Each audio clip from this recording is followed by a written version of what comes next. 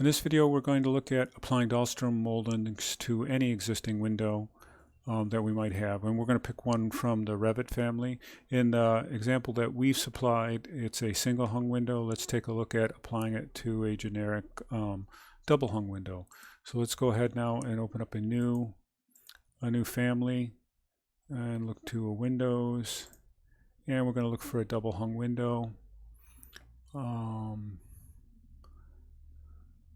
There you go, double hung window. I'll go ahead and open that. And we kind of want to look at what the issues would be if we wanted to add an interior trim molding. And in this case, the way the moldings are done on these windows allows us or requires us to do a little more experimentation. So a little more development, not experimentation. So these trims are actually not sweeps, but they're solid models and extrusions. So we really don't want to use those. So I'm going to close off. We've gone into a little pre-editing format of that. And I'm just going to go ahead and delete this trim. And now we have just the, it looks like an extension casing here. And we'll go to the front view of this. And we want to create a sweep. So I'm going to go to Create, a sweep.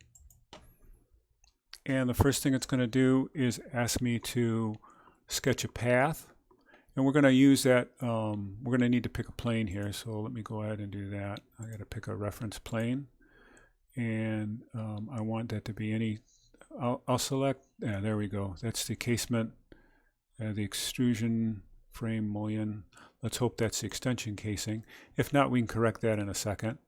One of the things we want to do though is I want that to be just set back about 1/4 of an inch. So I'm going to type in 0.25 inches. And I'm going to go ahead and make a box from one side to the other. And I didn't get an offset, so I'm going to do, it must have not taken that. So let me type this in one more time. 0.25, I maybe typed inches. And now I'm going to go ahead and draw that one more time.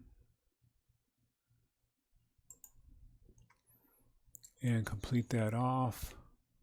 And let's look at that from a 3D view so we can see where we're at here. There's our sweep path, and it's set back just 1/4 of an inch from that casing to give us a little bit of a reveal. And now we want to add a profile to it. So what I'm going to do is, right now we don't have a profile, so I'm going to go ahead and load a profile. And we'll grab the 1783, and I'll apply that profile. Now that I've loaded it in, I can go to 1783. And now we can see, I'll zoom in here, we can see how that profile is touching at the tip of that sweep. And we'll go ahead and complete that off.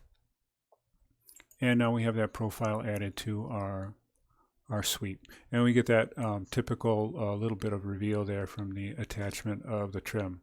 Now if we want to go ahead and put another profile here, once we've got that sweep developed, we are all set for editing that sweep and selecting the profile, and then we can load in another profile that we might choose.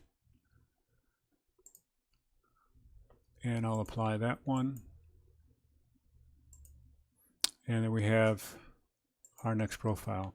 And then we're available then to import that in to our project. So that's a quick overview of how to change these profiles and make window sweeps.